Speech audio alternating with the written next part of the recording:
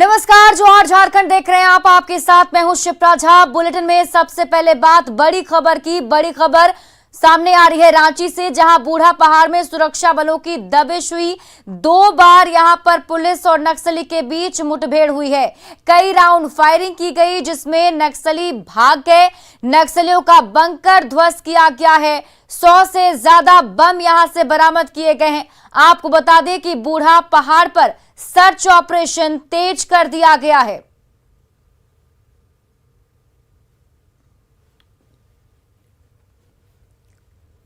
Calcutta high court ने झारखंड के तीनों सस्पेंड कांग्रेस विधायकों को झारखंड लौटने की इजाजत दे दी है, पर वो तभी झारखंड जा सकते हैं जब झारखंड विधानसभा का कोई सत्र चल रहा हो। लेकिन इसके लिए उन्हें पश्चिम बंगाल सीआईडी को असेंबली की चिट्ठी दिखानी होगी। ये भी शर्त है कि सत्र खत्म होने के 24 घंटे के अंदर तीनों को वापस कोलकाता लौटना होगा।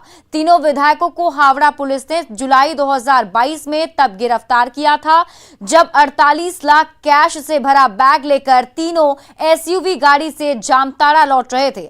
हालांकि कलकत्ता हाईकोर्ट ने 17 अगस्त को तीनों को 3 महीने की अंतरिम जमानत दे दी थी, पर जमानत अवधि में तीनों को कोलकाता में ही रहने को कहा गया था।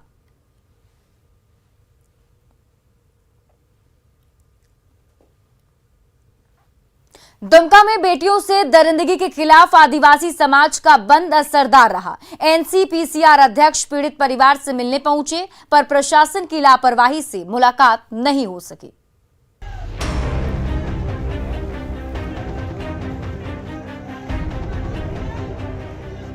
दुमका में 10 दिन के भीतर 2 बेटियों के साथ हुई दरिंदगी पर सिर्फ दुमका ही नहीं बल्कि पूरा राज्य उबल रहा है। दिल्ली तक में खलबली मची है। विधानसभा में भी बेटियों की सुरक्षा का मुद्दा उठाया गया, लेकिन जिले के अधिकारियों का रवैया सुधरने का नाम नहीं ले रहा है। राष्ट्रीय बाल संरक्षण अधिकार आयोग के अध्यक्ष जब रेप के बाद हत्या कर लटकाई गई आदिवासी लड़की के परिजनों से मिलने पहुंचे, तो अधिकारियों की लापरवाही की वजह से परिजनों से मुलाकात नहीं हो सकी। जिसके बाद सर्किट हाउस लौटे आयोग के अध्यक्ष ने केस की जांच अधिकारी से लेकर डीसी एसपी के रवैये पर एसडीओ को जमकर फटकार लगा दी। इन्वेस्टिगेशन ऑफिसर कहाँ है आपके? आप लोग बेवकूफ समझ रहे हो? आए आपको 2 मिनट में बुलाइए। नहीं तो आपके डीसी कहाँ है आपके? आ रहे हैं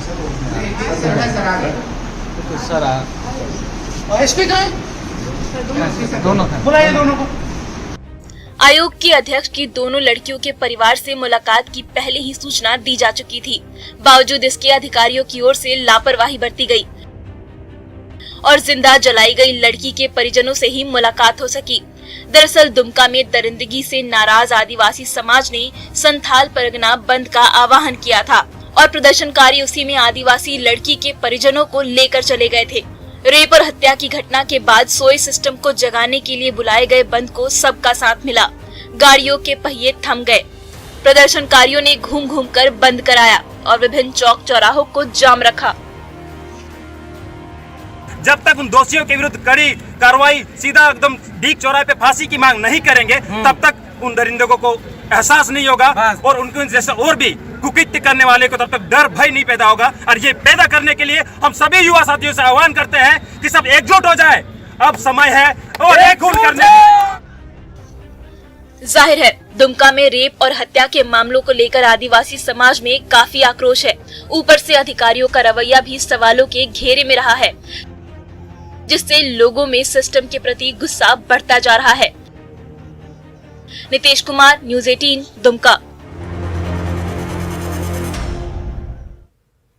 और गोड्डा से बड़ी खबर सामने आ रही है। महगामा में महिला पर तेजाब फेंका गया है। बड़ी खबर आपको गोड्डा से बता रहे हैं, जहां पर महगामा में महिला पर तेजाब फेंक दिया गया। एसिड अटैक से महिला झुलस गई है। महगामा पुलिस ने आरोपी को पकड़ लिया है। रांची में साइबर ठगी करने वाले बड़े गिरोह का खुलासा हुआ है। सीआईडी ने 2 साइबर अपराधियों को अरेस्ट किया है, जो बिजली बिल जमा करने के नाम पर ठगी किया करते थे।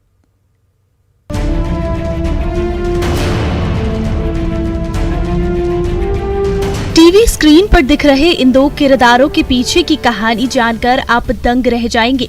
ये दोनों चेहरे देखने में जितने मासूम हैं, इनके कारनामे उतने ही ज्यादा खतरनाक हैं। ये दोनों अपराधी हैं जिन्हें रांची में सीआईडी की टीम ने गिरफ्तार किया है। बिजली बिल जमा करने के नाम पर साइबर ठगी करने वाले इन बदमाशों ने पिछले कुछ महीनों से रांची पुलिस की नींद उड़ा दी थी। ये लोग बिल जमा करने की बात कहकर मासूम लोगों को अपने झांसे में लेते थे और फिर उनके बैंक खाते से पैसे गायब कर देते थे। 27 जून को हमारे पास एक कंप्लेंट आई है कि जिसमें बिजली विभाग के माध्यम से एक मैसेज गया है। बिजली विभाग के नाम पे एक मैसेज गया है, जिस मैसेज में लिखा हुआ है कि आपके इतना बिजली बिल पेंडिंग है और उसको आपको आज नहीं करेंगे तो आपका बिजली बिल कट जाएगी। आपने सुना कि किस तरह से ये शातिर बदमाश एक साजिश के तहत भोले भाले लोगों को अपना शिकार बनाते थे।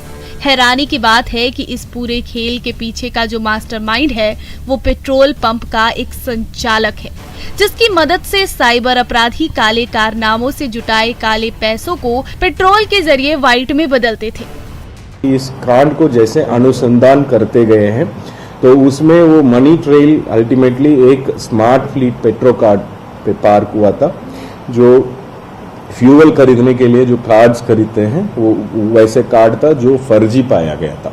और उस कार्ड से देवघर सारठ में स्थित जो है एक पेट्रोल पंप है, चंद्रवंशी पेट्रोल पंप, उसके माध्यम से जो है वो सारा पैसा को ये लोग पेट्रोल के रूप में कन्वर्ट। सीआईडी के एसपी एस कार्तिक ने बताया कि टीम ने सारठ स्थित चंद्रवंशी पेट्रोल पंप के मैनेजर को भी हिरासत में लिया है। एसपी ने बताया कि जांच में पेट्रोल पंप के मालिक के पास अब तक करीब 82 मामलों के मनी ट्रेल के लिंक मिले हैं और अनुमान है कि करीब 62 लाख रुपए इस पेट्रोल पंप के जरिए साइबर अपराध के खपाए गए हैं। रांची से न्यूज 18 के लिए ओम प्रकाश की रिपोर्ट। दिल्ली पुलिस ने सीना का नकली मेजर बनकर ठगी करने वाले शातिर दीपक कुमार को हजारीबाग से गिरफ्तार कर लिया। जांच में पता चला कि उस पर पहले से कई मामले चल रहे हैं और वो बिहार के अरवल का रहने वाला है। उसके खिलाफ दिल्ली के बिंदापुर थाने में एक महिला से दुष्कर्म का भी केस दर्ज है। दीपक ने सेना का फर्जी अधिकारी बनकर सीआईएसएफ की महिला सिपाही को प्रेम जाल में फंसाया और उससे 28 लाख रुपए ठग लिए। राज्य पुलिस ने सिल्ली लूटकांड का खुलासा करते हुए मुख्य आरोपी सोनू अंसारी को रामगढ़ के मांडू से गिरफ्तार कर लिया। साथ ही उसके पास से लूटी गई बाइक और मोबाइल भी बरामद कर ली है। इस अपराधी ने झालदार के एक ग्रामीण से उनकी बाइक और मोबाइल लूट ली थी। मांडू में रेड छापामारी की गई तो सोनू अंसारी की गिरफ्तारी हुई, जो मांडू के रहने वाले हैं। उन्हीं के पास से मोबाइल लूटा हुआ बरामद हुआ और मोटरसाइकिल भी उसी के पास से मिली। एक अपराधकर्मी और भी इसमें शेष रह गया है, जो वो ही मांडू का ही रहने वाला है। रामगढ़ में तेज रफ्तार स्कॉर्पियो गाड़ी भूमिगत खान में जा गिरी, जिसमें 4 स्कूली बच्चों समेत 5 यात्री सवार थे। गाड़ी का शीशा फोड़कर सभी को बाहर निकाला गया। इसमें से एक बच्चे को इलाज के लिए रांची के मेडिकल अस्पताल में भर्ती कराया गया है।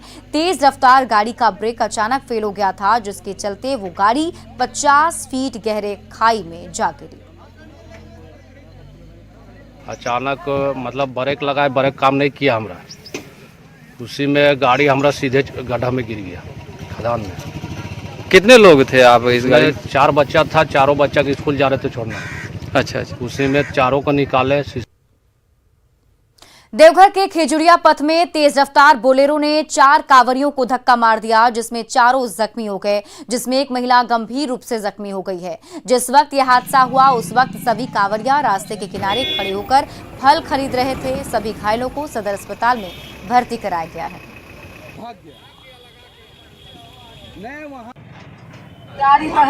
गाड़ी सताइए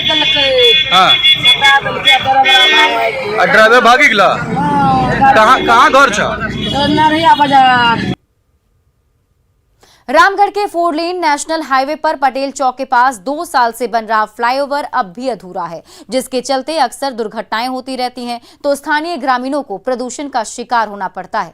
रामगढ़ वासियों से फ्लाईओवर का निर्माण जल्द से जल्द पूरा करने की मांग की है और अधिक जानकारी दे रहे हैं रामगढ़ संवाददाता जावेद खान। अभी मैं मौजूद हूँ रामगढ़ रांची राष्ट्रीय राजमार्ग 33 पर। आप हमारे पीछे देख सकते हैं यहाँ पर फ्लाईओवर का निर्माण पटेल चौक के करीब में हो रहा है, लेकिन इसका निर्माण कार्य अभी तक पूर्ण नहीं हो सका है। बताया गया कि लगभग 20 करोड़ की लागत से इस फ्लाईओवर का निर्माण कार्य शुरू किया गया है। लगभग 1 किलोमीटर इसकी लंबाई है, लेकिन फिलहाल आप देख सकते हैं यहाँ पर प्रदूषण के मार से स्थानीय लोग काफ़ी परेशान हैं, लोग गंभीर बीमारियों के शिकार हो रहे हैं। ऐसे में सीधे यहाँ पर ग्रामीण से हम बात कराते हैं। बताइए क्या क्या दिक्कत हो रही है? हम ग्रामीणों को दिक्कत इसमें ऐसा है कि फ्लाईओवर का काम अभी निर्धारित समय पे पूरा नहीं हो पाया और लगभग 2 महीने से अभी एक जरा सा कोई काम नहीं हुआ है, जिसके कारण अभी पूरा ये एरिया में पूरा डस्ट हम लोग परेशान है, जो तरह तरह की बीमारी से हम लोग ग्रसित हो रहे हैं। और इसमें ना प्रशासन को कुछ दिख रहा है, ना तो कंस्ट्रक्शन कंपनी को दिख रहा है। हम ग्रामीण इसका झेल रहे हैं। एक और बात कराते हैं, यहाँ पर क्या दिक्कत हो रही है यहाँ बताइए आप। देखिए, जब से निर्माण कार्य चल रहा है तब से जो है यहाँ पे डस्ट के कारण जो है कि काफ़ी प्रदूषण उत्पन्न हो रहा है और यहाँ के स्थानीय लोगों को जो है कि काफ़ी समस्या हो रही है। स्थानीय लोग गंभीर बीमारी से जो पीड़ित भी हो रहे हैं। कहना चाहते हैं कि सर मतलब यह जो फ्लाईओवर है वो जो है जिस मानक का इसको बनना है उस मानक का भी नहीं बन रहा है, और साथ ही साथ जो उनकी कार्य अवधि है जितने समय में तय अवधि में यह कंप्लीट नहीं हो रहा है और इसमें तकनीकी खामियां भी हैं। लगातार यहाँ पे एक्सीडेंट भी होते रहा है, अभी भी लगातार एक्सीडेंट हो रहा है। दिक्कत हो रही है कि अभी काम कुछ दिनों से बंद है। हम आपके चैनल के माध्यम से ये कहना चाहते हैं कि जल्द से जल्द कार्य पूरा और अच्छे तरीके से हो, और अभी कार्य बंद है, जिसके चलते काफ़ी यहाँ पे डस्ट उड़ रहा है। लोगों को आने जाने में, सांस लेने में काफ़ी दिक्कत का सामना हो रही है। लोग गंभीर बीमारियों के शिकार हो रहे हैं। समय पर फ्लाईओवर नहीं बन पा रहा है, इसके कारण दुर्घटनाएं भी हो रही हैं और लोग प्रदूषण के कारण यहाँ पर गंभीर बीमारियों के शिकार हो रहे हैं। ऐसे में यहाँ के लोग चाहते हैं कि जल्द से जल्द फ्लाईओवर के निर्माण हो ताकि वे दुर्घटना से भी बच सके और प्रदूषण से भी बचाव और गंभीर बीमारियों से मतलब आने से उनका बचाव हो सके। जावेद खान, न्यूज़ 18, रामगढ़। रांची में जुटी आंगनबाड़ी सेविकाओं और सहियाओं ने मानदेय बढ़ाने के लिए सरकार का आभार जताया। झारखंड के अलग अलग गांव से आई सहियाओं ने राजभवन के सामने जमा होकर हेमंत सरकार को धन्यवाद दिया। सेविकाओं से बात की हमारे सहयोगी कोमल बहल। तो इस वक्त हमारी मौजूदगी राजभवन के ठीक सामने की है, जहां पे भारी संख्या में जमशेदपुर से, रांची के ग्रामीण इलाकों से आंगनबाड़ी सेविकाएं और सहायिकाएं यहां पे पहुंची हुई हैं। इनका कहना है कि चूंकि इनके मानदेय में काफ़ी प्रदर्शन करने के बाद इनके मानदेय में बढ़ोतरी की गई है। अगस्त के दूसरे हफ्ते में इनके मानदेय में बढ़ोतरी की गई है, जिसे लेकर के यहाँ पे सेविकाएं आभार प्रकट करने पहुंची है। मुख्यमंत्री का, राज्य सरकार का आभार प्रकट करने पहुंची, अभिनंदन करने आए हैं। तो हम सब अभिनंदन। हमारा पहले 6,400 था, जिसको 9,500 किया गया। उसके बाद नियमावली में हमारे साथ ये हुआ कि 6% जो है हर साल हमारा 500 रुपया बढ़ोतरी होगी सेविकाओं की, और सहायिकाओं की 250 रुपये बढ़ोतरी होगी। और साथ में हमारा जो है 6% हुआ है, जैसे कि 6% हमारा लगेगा पीएफ के लिए, सरकार 6% देगी, हमारी 6% कटेंगे। मतलब खुश है मानदेय में बढ़ोतरी? हाँ, खुश है, बहुत खुश है। उनके लिए हम लोग अभिनंदन करने आए हैं। आपको याद है क्या यहाँ पे मिलने? कोई मंत्री आ रहे हैं, अभी मंत्री आ रहे हैं, कोई मंत्री आ रहे हैं, बाकी मंत्री आ रहे हैं, आ रहे हैं। साथ में कुछ और भी लेके आई हैं जिससे उनको सम्मान। हमारी कुछ उम्मीदें हैं, जो हमारे मंत्री जो आएंगी वो लेके आएंगी। ये उम्मीदें हैं हम तभी बयां करेंगे जब हमारे मंत्री यहाँ पहुँचेंगे। कुछ मांगों को लेकर के भी पहुँची है साथ? हाँ, कुछ मांग के नहीं है, मांग की तो हो गई है। जो हमारी मांगे थी, उन्होंने, आपने देखा होगा कि अगस्त का दूसरा वीक पे उन्होंने जो लागू किया था, उसी रिलेटेड ही है कुछ, जो हम खुश हैं और सभी अभिनंदन करने आए हैं। और जो हमारे मंत्री महोदय आएंगे हम उनका अभिनंदन। हाँ, तो ये जी बताइए। पर तो लाठी चार्ज हुआ था, आपको पता है ना, इसी जगह हम लोग मार खाए थे। हाँ, मानदेय में बढ़ोतरी हम लोग आए थे तो पुलिस प्रशासन के द्वारा रघुवर दास के सरकार में बहुत मार खाए थे। कोमल बहल, न्यूज़ 18 रांची।